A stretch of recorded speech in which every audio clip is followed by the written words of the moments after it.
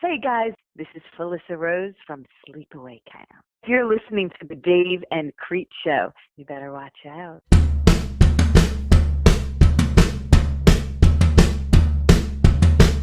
This is the Dave and Creech Show, the only podcast where podcaster CJ Creech and actor Dave Sheridan come together to talk all things entertainment with your favorite entertainers. Want to ask our guests a question? Tweet them to @DaveSheridan or @CJCNOV88, and they may be asked to our guests live on the show. We do have to ask you stay seated during the podcast because this ride may get a little bit hilarious. Now here's your hosts, Dave and Creech. Hey everybody out there, welcome back to the Dave and Creech Show. It is now the first episode, I believe, of 2018 for us. But Dave Sheridan is here, and I am here, and we've got a pretty fantastic guest as well for this show. And we are going to be in full promotion for Victor Crowley. Yeah, we're on the Victor Crowley promotional tour train here with podcasts the next few episodes, right? Yes. We got some great guests. I mean, how can I pass up the opportunity to talk to some of these actors? You know, they're freaking awesome. Who are we going to have up first this week? Because I'm going to be surprised. Who is it going to be? Yes, this week it's Felissa Rose, who's one of your lovely co-stars from Victor Crowley, and also played Angela in the 80s slasher phenomenon, cult hit, whatever you want to call it, Sleepaway Camp. That's right. I was so excited to work with her because I was a big fan of that film, you know, and the first time I met her actually was at a convention, and I was kind of like, I loved meeting some of the actors that, you know, sort of crafted my childhood, even though we're not that far apart. I think she was only like 13 when she was in that movie. So, but you know, it was still like, oh my gosh, you're the chick from Sleepaway Camp, you know. And then had I known I was going to be working with her, I wouldn't have probably, you know, sexually assaulted her or whatever at the hotel that night, which I did. That's a joke. That's a joke. Yeah, I saw Sleepaway Camp way too, like a way young age. So I quite didn't even understand the ending when I saw it. I was only like 6 or 7. But needless to say, I understand it now. And yes, it's a great movie. And she plays a great role in Victor Crowley as well. You were tortured, I guess, as a kid then. Jesus Christ. 6 or 7 to see that movie. The role was, she sold the movie. Perfect for the role. I loved her in it, and we're going to chat with her right now. Get her on the phone, Creech, and let's just get into it with her.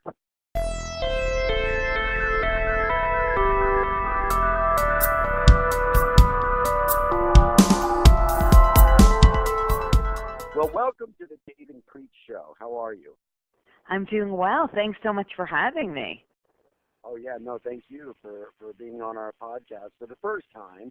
The first of many, I'm sure, because we're going to be doing quite a few projects together in the future. And yes, we will. This will be a regular thing, although you're coming on to talk about Victor Crowley. We're going to get to that in a moment. But that is the film that we busted our cherry on in terms of at least working together. But we met each other a few times before that in the past. So yeah, we met at a convention in Atlanta. That was the first time I remember. Exactly. You didn't really remember. You were wasted. I reminded you. I reminded you to remember. And then you said, "Let me see your butt." You said, "Turn around, let me see your butt." And I said, "Here." And did I say that to you? You did. You said, "Turn around, let me see your butt." And I was like, "Here you go." Oh yeah, now I remember. Now I remember. Well, you know, after that bottle of Fireball, it's hard to remember. Exactly. Standard protocol for your conventions, I guess, right? But you want to know something, Dave? That convention, I met Tommy Faircloth, who I also want to introduce you to, who's an amazing director, and it was at that convention that I got cast in Family Possessions that came out February 6th, the same day as Victor Crowley. Holy moly. So you had 2 films. You had 2 films that came out on the same day. At that. Technically, you have 3 films coming out in 1 month then. You are just on fire. Well, 4, because I also produced and acted in No Solicitors, and then Death House comes out. And so, yeah, 4 films in 1 month. Yeah, that's pretty fun. Now, Death House, and then we're going to talk about Death House first, okay? And then we're going to get into Victor Crowley. And then we're going to backtrack back to, the origins of Felissa and how she has become who she's become. That's how you say your name, right? It's Felissa, right? Not Felissa? It's Felissa, just like Melissa with a F. Yeah, because you're so much fucking better than a Melissa. You're that much fucking better than I love that. Yeah, no one can get it right, but I'm cool with it. I don't care. Yeah, I think when I read your name, before I met you, I think I referred to you as Felissa. I might have even said Felicia at some point.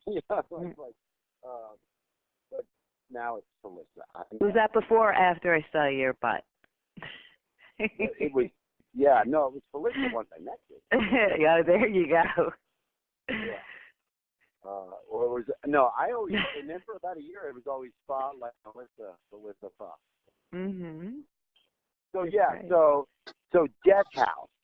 Death House comes out February 28th or 27th or something like that, right? February 23rd. Yep. Oh, it's the LA premiere. You were good. No, you were good. February. How could you? I mean, you're like 5 days off. It's 5 days off.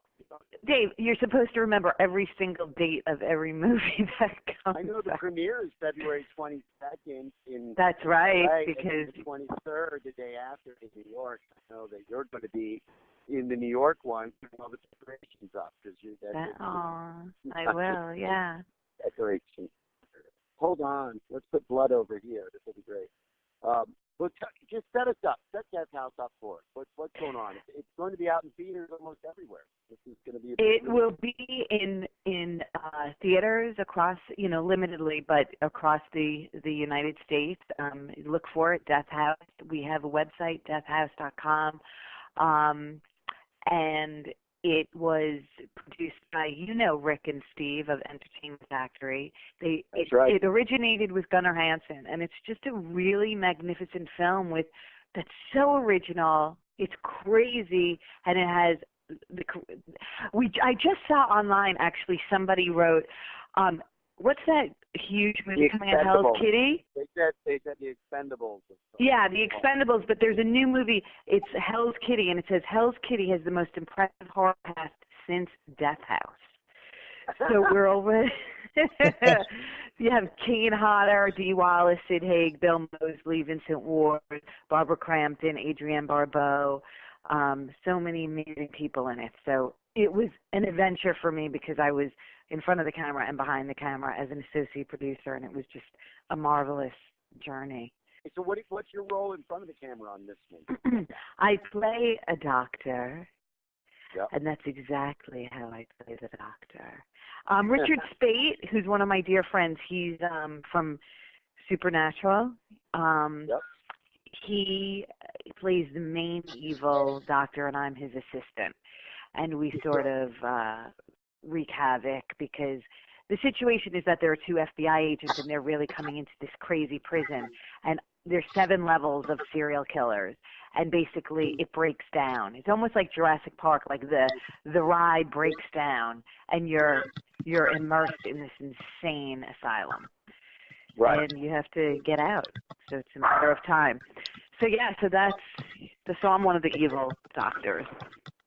Nice. I cannot wait to see it. It's obviously got a very cool setup. On the filmmaking side of it, I get it. It's super clean. Hopefully, and it's a great setup just to get into it quickly and just be. Even though it's based on the broken down ride, like you said, it's a ride. You know what I mean? It's a ride.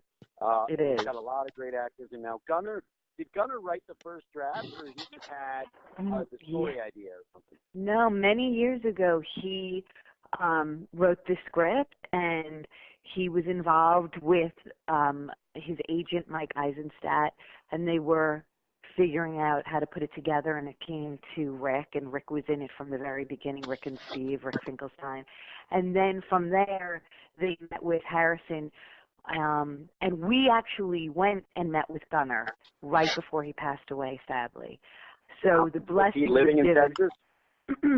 Well, yes, but we met him at ScareCon. It was July at in Connecticut at Horror Fest. Right. And we went there, and then we sat with him. He gave the blessing, and Harrison went. He approved the script. He loved it. And then sadly, a couple of months later, he passed. And we filmed it that April 2 years ago, so 2016. So he did not live to see any shooting. He didn't live to see any shooting, right? None of it. No, unfortunately, no. So that is something to be, I'm talking to fans out there to understand when you go and try to do something in life and you have ideas and stuff, they're never dead. They actually live beyond you. This idea lived beyond Gunnar in the sense it was even shot and made after his death, and now it's immortal and living even further beyond. So just never give up on the stuff you want to do, because like Van Gogh, nobody discovered Van Gogh's paintings until he was long gone. You know what I mean? They were up in an attic. Amazing. The guy never saw that. Van Gogh never knew that he was his success painter, but he never saw any success. And so Gunnar obviously saw success, but this was his baby. Death was definitely his baby. And by the way, anybody that's never met Gunnar, he was the sweetest, teddy bear of a guy. You know what I mean? The softest. For sure. And big guys are like that. And Gunnar was I don't know if he played in the NFL, but he was University of Texas. He was All-American. I'm thinking a lineman or football, but he was a big football player. You know what I mean? And sort of famous football player before he was the Texas Chainsaw guy. Very sweet, very sweet. He's in the movie. They were able to, with technology today, give him a small cameo in the film. That's awesome. Now, what role does Steve play? Is he one of the loves FBI Steve. guys? Or? Steve Chase. Yes. Yeah. How did you know? Yeah, he comes in. He's one of the. Yeah.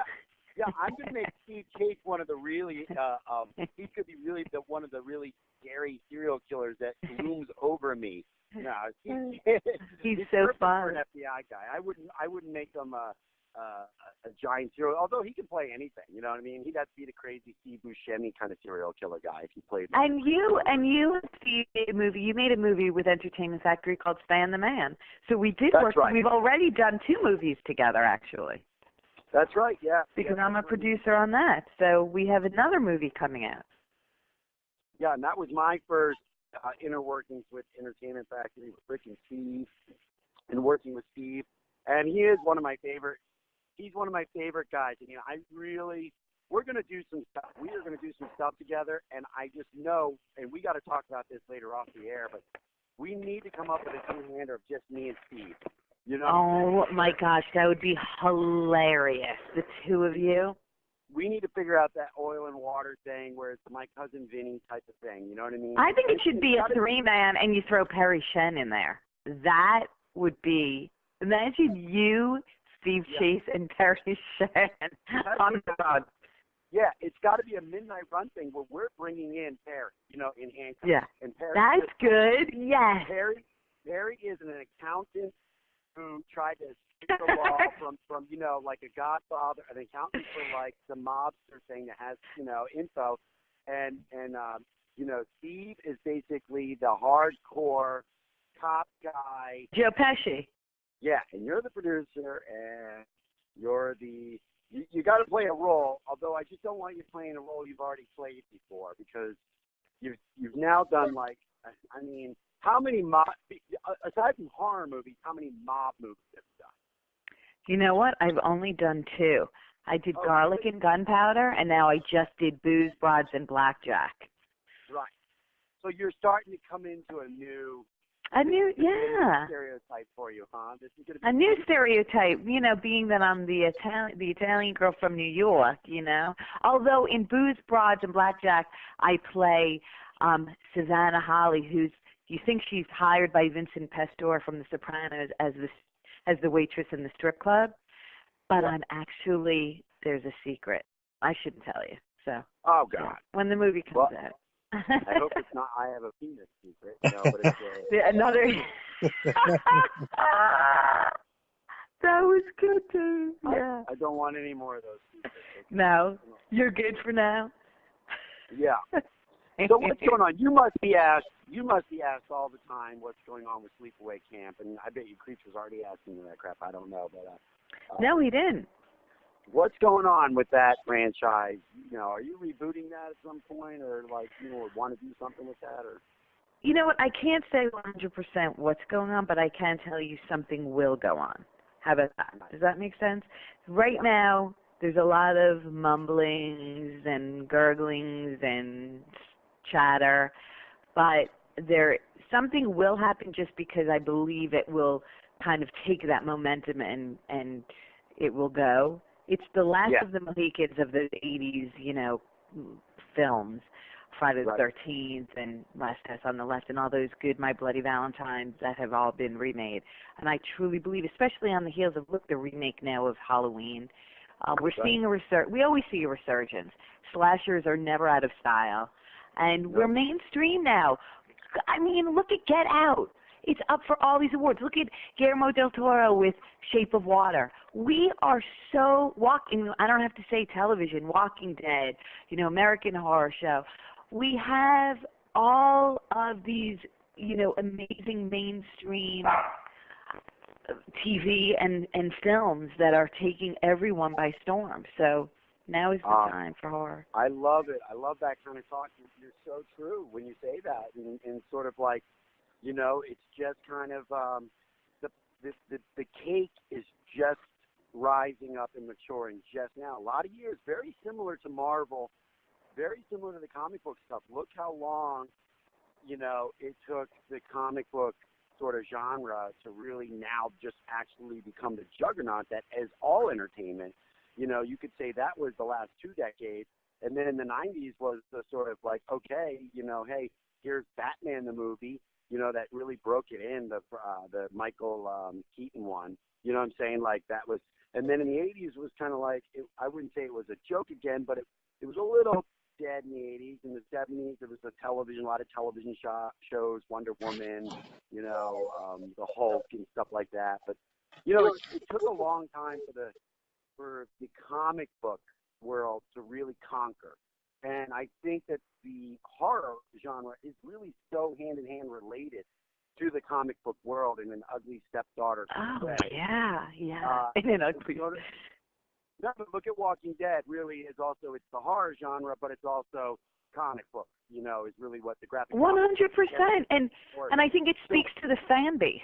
I think we're also talking about they're so loyal and so committed and so enthusiastic and passionate. That's where comics and horror and all that good stuff comes from. It's like they're very profound. They run very deeply with audiences, and unlike. You don't go to a comedy convention. I mean, comedy's fantastic, but very rarely is there that kind of rabidness. But, yeah. Oh, absolutely not. But the growth of the comic book thing and then the growth of Comic-Con also enabled, Walker Stalker to come about, also enabled Wizard, whatever the Wizard one is. Creech, what are some of the big Wizard World? Wizard World, yeah. Creech. What are other ones? The Fantastic Fest? Is that one? I don't know. I mean, There's some new ones that are coming out every day now. Yeah. Sure. So as that world grows, the residual effect is that the more pie to be eaten, and the horror genre then is basically getting a sort of second helpings from the absolute juggernauts that the Deadpool and the the universal world of Marvel is making for us. It's that ripple effect. It's that, here comes the big wave if you ever go surfing, and there's always two more right after that. The next one's pretty big and the next one's a little smaller. You know what I mean? So like we're those little waves. Yeah, it's like you're tagging on, and it's gonna and hopefully, and I think everyone sees it, and they're gonna take advantage of it. And I don't think it's not gonna go away. Hopefully, anytime soon. But everything does go in waves, unfortunately. But it's great. It's good. Yeah, we're pretty stable, though. I mean, we've been around for way too long. I think we're just solidifying our place. That's what I think. The genre's been around a long time, but you're a fresh face. You're a fresh face, Felissa. You're involved, and I'm. Here we go, Felissa. Did we hear that? I heard it. Yeah. I did. Tomato. I'll be your tomato. It's all good. Felissa. I love it. If I say 10 times fast, I get a wish or something. Yeah, you do. Oh, wait a second. Hello. What do I have to rub? Is this appropriate for this show? Well, listen, I'm going to give you some advice as a young girl in this business, all right? Oh, jeez, I love it. We've been around for a while. You're new to the game, but this is going to be hot. It's going to be good, and you're going to do well. Speaking of, so let's talk a little bit about Victor Crowley, because that's really what we're here to promote. Let's say this to everyone. Okay, I got a lot of reviews where people said some great stuff about me, but you got equally amount of reviews where people just raved and gushed about you, and I guess really gushed and gusher-wise, sexually, I guess. I don't know. We're so lucky to get these. It looks like across the board, all of the reviews have been so incredible. They're glorious. Yeah. They're just like outrageous. Yeah, I would say, it's a very high amount. At least 95% have been super, super positive, so that's a really good sign. I also don't give a crap of what reviewers say, and I think most viewers out there and the people we're talking to right now, I don't know how many people really take in consideration all these reviews. They understand it's what I call opinions, where everyone has one, and it's usually a guy on a computer like Creech, just sitting somewhere in Cleveland or Charleston, saying his opinion. Yeah, exactly. And really quick, back to Victor Crowley. I just want to tell everyone it's on VOD currently right now. It's on iTunes. It's for rental on iTunes. Check your regular rental store. My friend just picked it up at a regular video store. They have those? They're still around? I know. Can you believe it? They are. They are, If there is a video store available still, this is the type of film they cater to anyway, because they're usually culty kind of video stores anyway that are still around. So, but you can rent it and you can stream it and you can get it on iTunes and you can buy the DVD actually in physical form at Amazon, at Walmart, at Best Buy. I recommend doing that so they can have it. Because when you rent something for $4.99, there it is. It's so much better to have your physical. You know what? Not only to have your physical copy, but then when you see us at conventions and stuff, bring it with you. I'll be at Mad Monster. Quick little shameless thing here. Yeah. I'll be at Mad Monster this weekend, February 16th to the 18th in Charlotte, North Carolina. Wow, bring your that's copy. Where I used to live. I love it there. I wish you could come with me. Creech might be up there. I don't know. Are you going to be up there, Creech? That's what we were talking about. Yeah, I'll probably wind up heading up there for at least a day or two. Oh, well, then you have to go say hi to Felissa. Oh, yeah. And also Felissa. Say hi to Felissa. And Felissa. Felissa wants to say hello, too. Yeah. Felissa's a lot nicer, too. I think Felissa's really cool, and Felissa's a total diva. Yeah. Felissa is a diva. I would say some say the big B word every now and then. And was she very demanding on the Victor Crowley set? She Inquiring minds. Was. Now the police I know has she sleepwalks, or I call it. She knocks. Talks about Dave Sheridan. Yeah, we're at conventions. She somehow ends up in the hallways at hotel rooms. Oh. Walking in the middle of the night. Now you don't know this, Felissa, but no. You know this about Felissa. But it's fine. I mean, this could be a game at this point. I don't know. So. This is hilarious. So how much fun did you have on the set of Victor Crowley? Oh, my gosh. This was so much fun. We talked about this yesterday. We on the phone yesterday.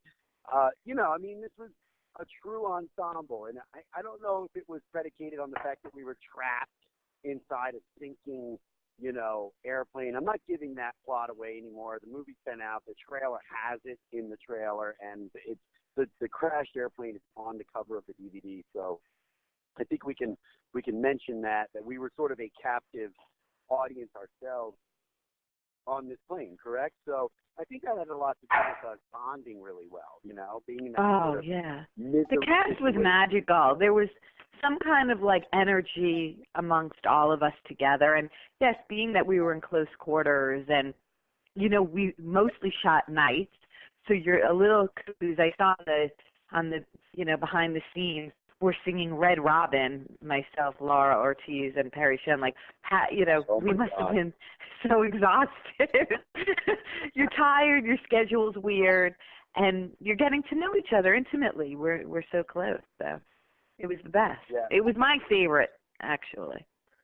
There was a lot of funny stuff, and there's some funny stuff that I could laugh about with you. I wouldn't just laugh about on the air, though. But just like, just some of the, like, the I'm not going to name names, but the people that fell asleep on the set and didn't do their jobs and stuff. Hilarious. I remember.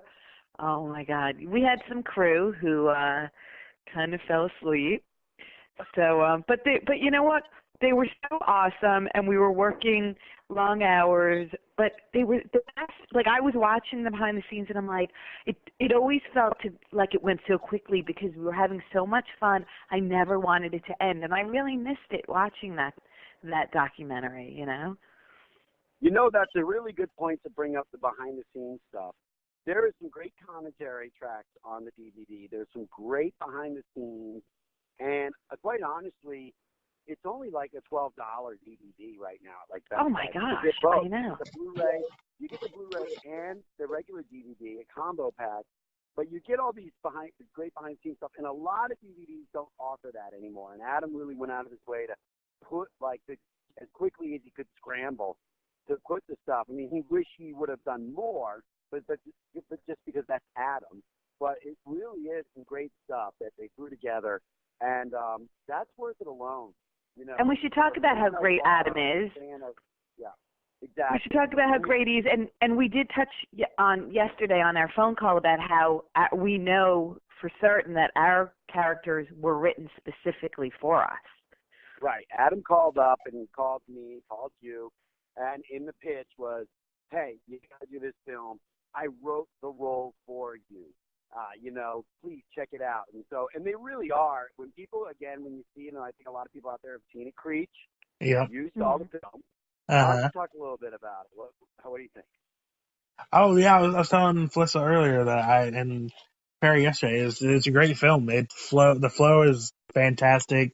It's like the perfect blend of horror comedy, and it definitely leaves you wanting more. Mhm. Well, and there will be more. Probably, I don't know who's going to be in it, but I don't want to spoil that. But I would say that part of it, did you when you watch the film Creech, did you get the sense? Would you say, wow, that role is so perfect for Dave. Wow, that role is so perfect for Felissa and Felissa, both of them. Maybe I'll play Felissa in part 5. There you go. Very true. Well, yeah, I definitely did. They especially were like caricatures of us. Yeah, I could definitely see the whole actor thing with Dave for sure. He's so hilarious. Yeah. Yeah, his didn't seem too different from who I podcast with every week, so I was like, hey, yeah, that's Dave. Yeah, you love his entrance when he comes out and he does all the different impressions.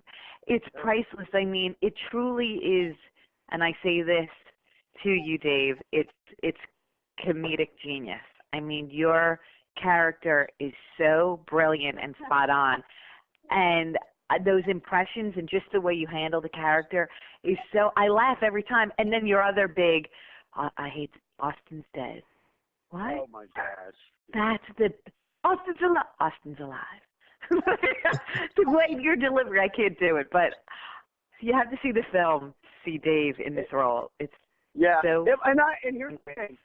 When Adam said he wrote the role for me and he wrote the role for you, he's like, please just check out the script. I was like, okay, yeah, he wrote the role for me. I'm thinking, you know what? He's on to the next call and he's saying the exact same thing. I wrote the role for you, but when I read the script and when people go to see the movies, you haven't seen it, it really is like, it's like, wow, I actually do believe he did write that. It's an extension of who for me, it's funny because I know you were living on the East Coast, so you had the phone call with him.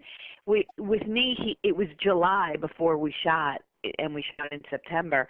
He said, hey, can you be on the movie podcast? I said, oh my gosh, please, I begged to be on it. And then he said, and there's something I want to talk to you about, another project. And I thought, oh, like honestly, I've been a fan of Adams and the Hatchet franchise for so long that I thought, I would deliver coffee for this man. Like, that's how much I respect him and want to be near and around him. So when he called me to Ariscope and I sat in the studio, I thought it was just another project that I would have done anything to be involved. When he said, well, I'd like you to be in my next film, I was like, oh my gosh. He said, I wrote the part for you. I thought, what? And then he said, and it's Hatchet 4. He says on the doc, like, I really did start to cry and, like, kind of fell because it's like you have dreams, you know? And right there, I remember when Hatchet came out, I was so in love with it. I had wished that I could have been any part of that, you know? So I think 10 years later to be a part of Hatchet 4 was such an honor and so flattering to have that written for us. It's just, it is dreamy. Yeah. No, that I agree. That's pretty crazy. Yeah. And that's the thing too. It's like I would have, any movie. I love Adam. So any movie he would have pitched me, I would have said I'm in because I trust you so much. And then when you say I wrote it for you, it's like okay, I'm in even better. This is gonna be. And then when he says it's Hatchet 4, you're like, I know. And it's like, oh wait a second, you're telling me I get to jump in on a freaking franchise that already has open? Okay, you got me, buddy. You had me in a row. Yeah. And then to like remember the read through. Dave was live via Skype. Yeah, Skype. Yeah. Do you remember it was dark and we all were sitting by candlelight with a candle that had our character name on it? I still have my candle sitting right here. Oh, you do. So when people were killed. You would blow your candle out. So I had a Kathleen candle, and when I got the old wazoo, I had to blow my candle out. Maybe. Don't trick people. We don't. Or not. We don't. That's true. I'm only kidding. I can't say anything. I'm going to leave it at that. There is I have a very funny story about that read-through, mainly because I didn't read the script beforehand because I was having printing problems. And I'm a procrastinator. So I literally knew it was coming up, and I said, okay, you know what? I'm going to read it the day of. And the day of came, and my wife went to Staples to print it because our printer was this little tiny slow printer. And bottom line was, it had my name on it in a watermark things like Dave Sheridan only. Yeah, wasn't that cool too? It was cool, but she was trying to print it at Staples, and the lady was like, "You're not Dave Sheridan. I can't print this by law." And she was like, "What? That's my husband, and he's got a table reading." And she comes home, and of course, then it's her failure. I'm like, "What are you talking about? You don't have the script. I got 30 minutes now, you know." And we're printing it out on the slow printer thing with those cartridges that run out every 20 pages, the ink cartridge. And I was like, I'm gonna kill you. Like she's all mad, you know. She's like, I'm sorry, and I'm like trying to catch up on reading it as it's printing. Yeah. So she's bringing up pages. She's bringing pages to me during the underneath the computer. She's like sliding pages in as they're printing in the other room because I'm like trying to catch up. Because I didn't read ahead, and so you know that there's a sort of surprise ending. It really comes out of nowhere, and I had no idea. Were you shocked when you were reading along with us? Like, what? I was shocked, and especially, you know, to pitch. I would say this to pitch something when Adam wrote it for me and pitched it to me for me to be involved. He goes, "And you're the hero, dude. You're the hero at the end." And I go, "This is great." And so when that last page came on the read-through, right, like the cold read, I was just like, and it also cuts off. Like there's no more pages in the script. There was no more pages. He cut off like the other surprise ending, and I was like, "What the hell? What the hell?" And everyone thought I was joking in the room, and they're all laughing. And like, Dave, you're so funny. I go, no, I really didn't know. What the hell is this? Oh, I will tell you from my end, we could never tell because both you and Brian Quinn were calling in from the East Coast via Skype, and we had you on laptops, and we had like your head, and you would read. It sounded perfect, so there was no. That's the other thing that I remember about that was the jokes were landing really well on everything. Oh, perfect. But I had a delay. So when I would do my thing, the first time I did it, it was no laughter, right? And I went, oh. And then I hear this laughter come in this like 20-second delay, and I was like, what the hell? So I was just blindly every time, and I'd have this delayed laugh track like a bad sitcom. Exactly. It's like not anywhere near the actual the reading. That's so funny. Yeah. It was so amazing. When I think back to that time, I mean, unfortunately you weren't with us, Dave, but Adam takes the cast to a current horror movie that's out right before we start. Yeah, so we all went as a cast to see Don't Breathe. Unfortunately, we didn't have you or Q with us, but we went to see, and it was really bonding for the girls. You know, I sat with Laura, Tiffany, and Crystal. And as you know, because we also have a text thread, the cast, we're always texting with each other. We're such a family. I love it. But we, you know, the women are so close, and it's so nice when you develop that kind of love for each other through the making of a movie. You have that. It's like you had a baby together, and you always have that. Well, and when you and I have a baby together, I'm going to compare it to, it's like when we made Victor Crowley. Like, it's kind of like when we made Victor Crowley, and they'll be like, you know, this baby's forever, though. I'm like, right. So we're going to name it Felissa? Yeah, oh my exactly. God. And also, I can't really relate to having babies. Like, I don't know. It's like, you only have how many? I didn't stretch out the skin that much, is what I'm saying. You're funny. I didn't have to go through that. So. Well, it was amazing making this movie, and we're really, really, we're so appreciative for all of the love and support from everyone who's, you know, tweeting away and reviewing it and all of that good stuff on social media. It's gotten so much love. And, you know, for us as actors, like, sometimes we do a movie, we think it's great, and it just falls away, or we do something that's crappy, we don't care about it, and we're like, this one, we feel we're so grateful because we love it and people out there love it, and it's getting, Adam is really getting exactly what he deserves, like beautiful praise for it. Well, and here's the thing, you're going to be out there really soon at a few conventions in March and April and in February here as well, but so you're going to get some immediate feedback because a lot of those fans.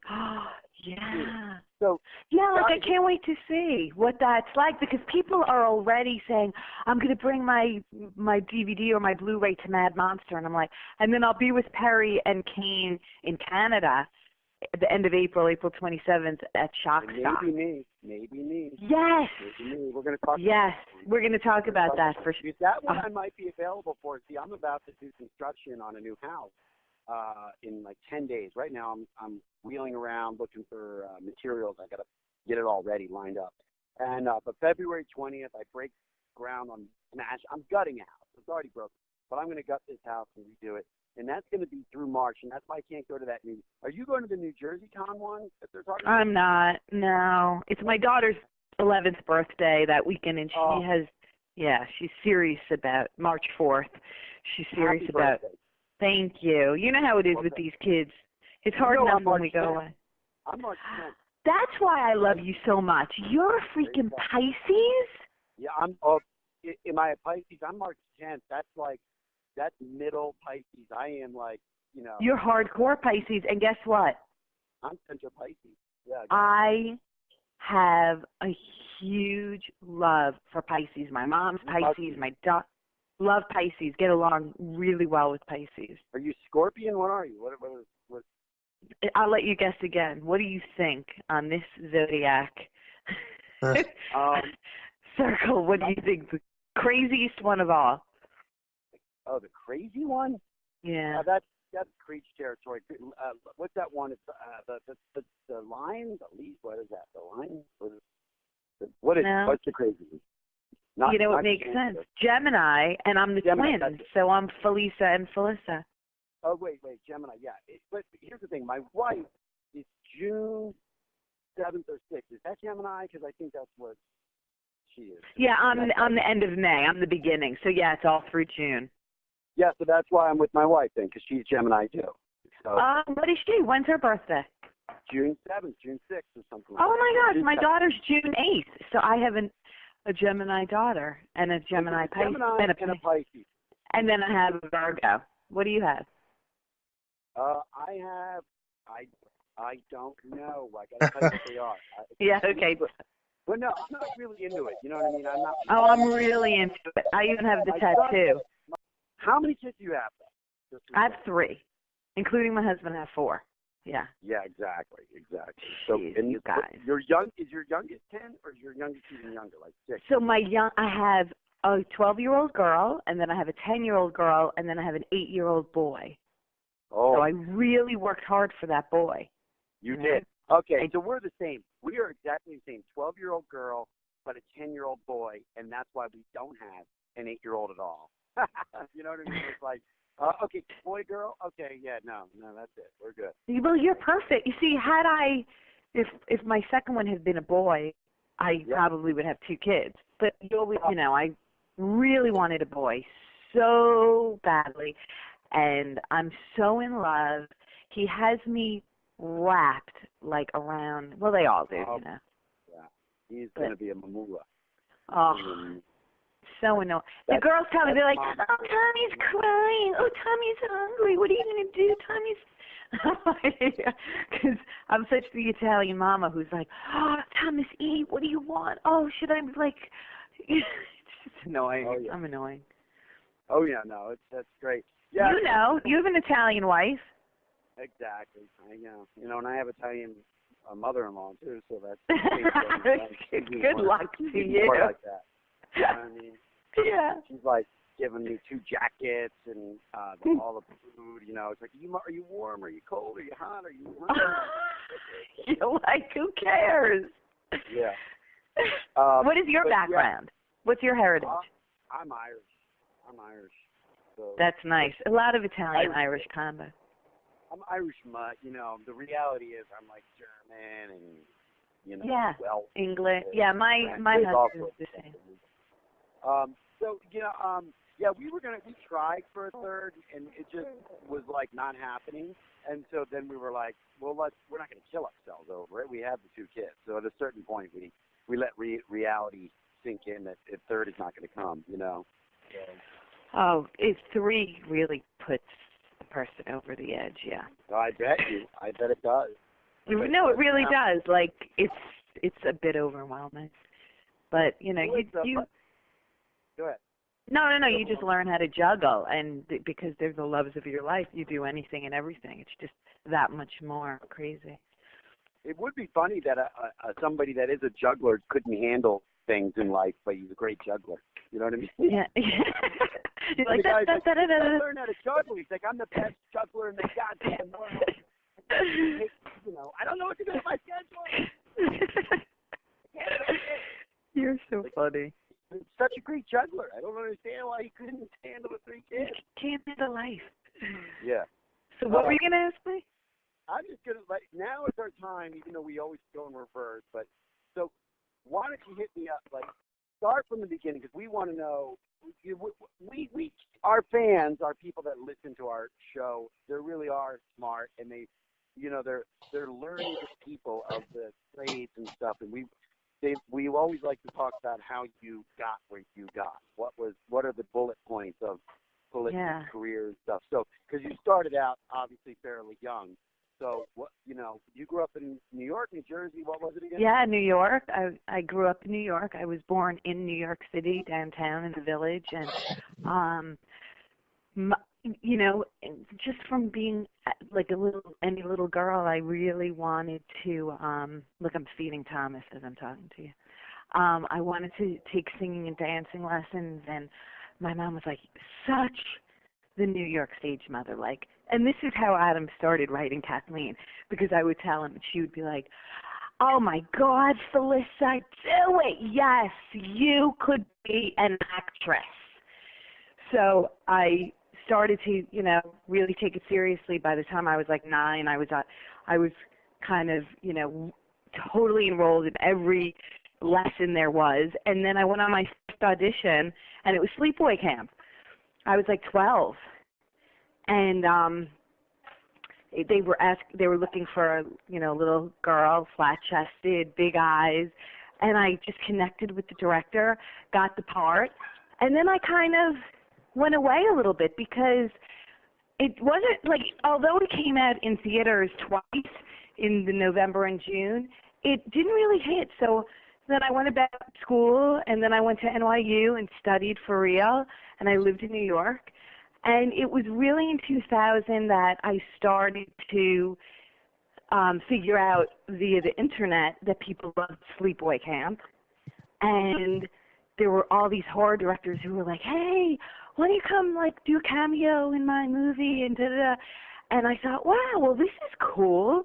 I'd just been doing Tony and Tina's Wedding in Manhattan and a lot of improv shows and Shakespeare and all these, fun theater, performances. And then suddenly I decided, okay, I'm going to change gears and do film. And then I moved out to LA in about 15 years ago, 2003, and that's when it really just went wild, where I was making a ton of horror movies, and I met up with Harrison Smith, who's my business partner, and he wrote some wonderful roles for me in all of his movies, and it's been a great collaboration with him. And then I decided several years ago, pretty much when I met Harrison, that I loved producing.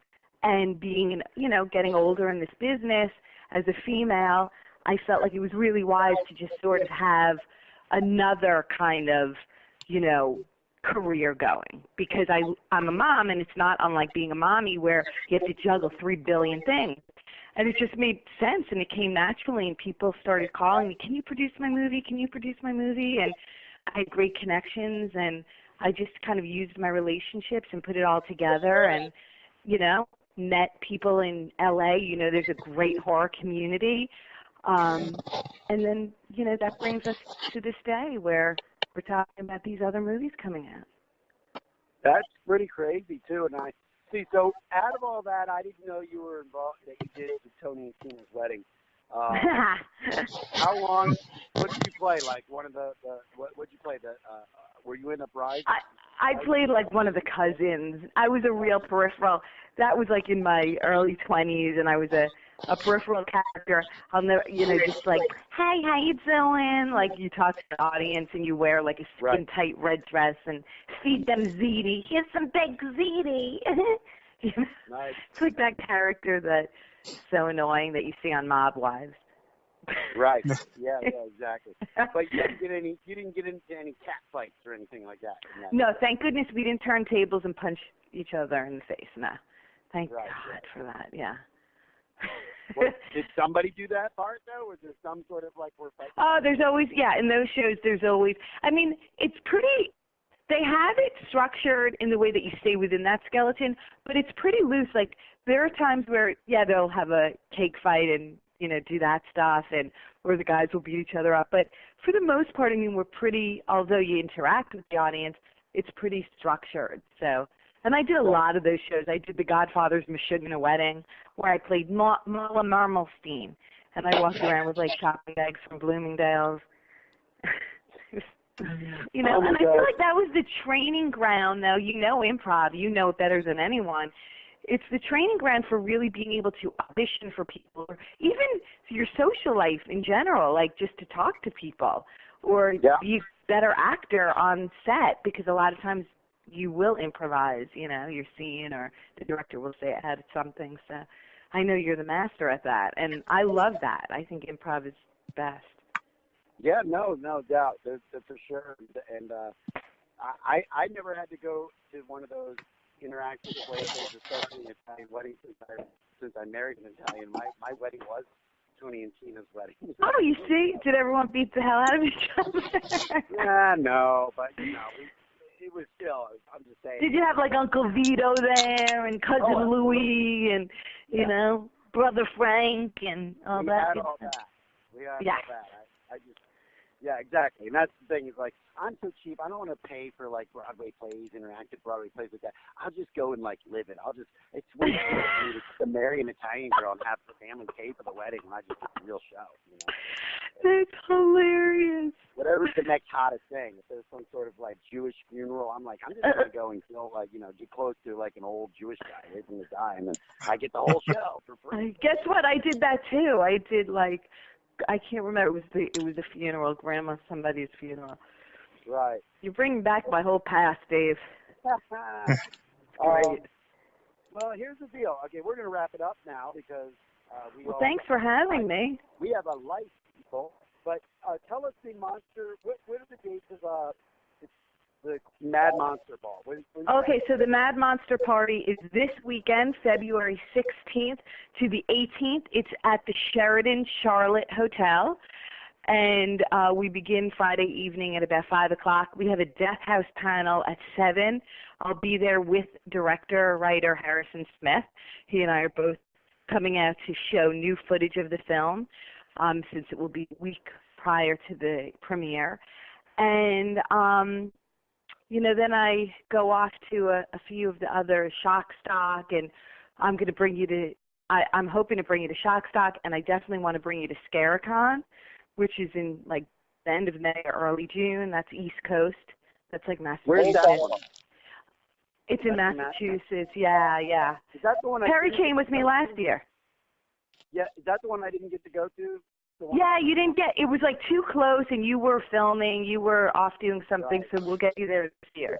I'm friends with a lot of the amazing promoters, and these shows are great. Anybody who's a horror fan, try to get to a convention because they really are, incredible just in meeting the people and being around others who love this genre.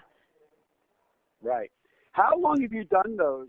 How long have you been doing all these conventions and stuff? Would you say since 2007, since 2000, since when did you discover all that? I'd say 5 years ago.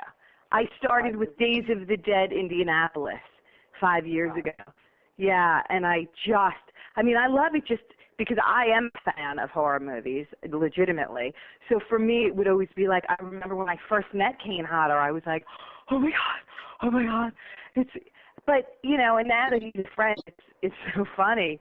But I did love seeing Tony Todd or Sid Haig or Dee Wallace. And so to do the convention circuit with them and call them friends and work with them is incredible. Awesome. All right, sweetheart. Thank you guys both for having me. All right. Got it. Thank you. Okay. Have a great weekend. You too. Bye.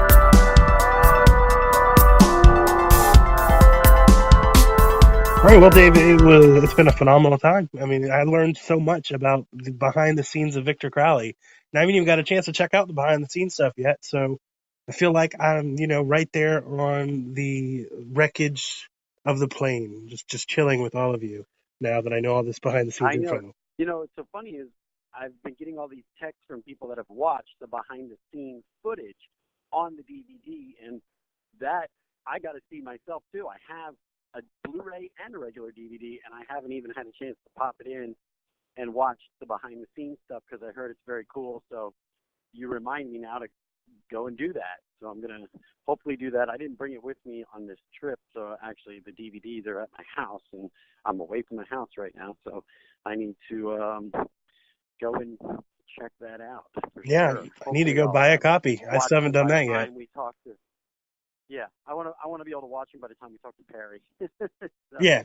Well, we've got 1 week. Perry on. We got Perry coming on, and we've got Kane coming on. That your daughter interviewed Kane, right? Yes. So I can't wait to hear that. Kane gets to talk with Lexi. And perfect. And just remember, everybody out there, it's Victor Crowley, and it is on VOD everywhere right now. You can also get it in video rental stores, and it's on iTunes. As well as, I'm sure there's something I'm missing. Oh, you can buy it. You can buy it in stores. You can buy the DVD on Amazon and Best Buy and Walmart. So go out and get it.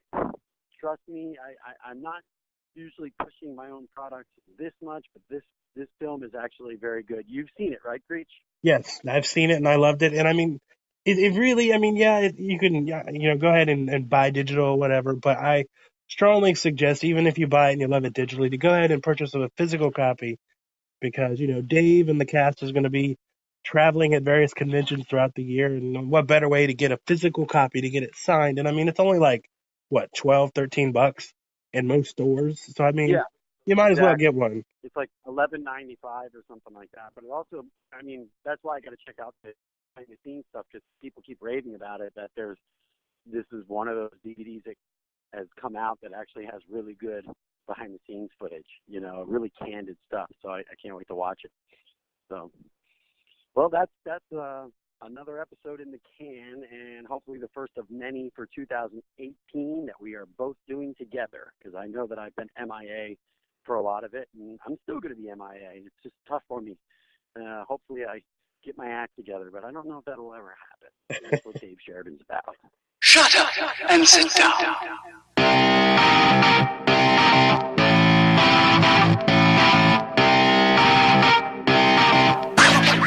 Thank you for listening to The Dave and Creech Show. The views and opinions expressed in this podcast are solely those of Dave and CJ. These views and opinions do not necessarily represent those of Creech Creative Productions or any of its affiliates.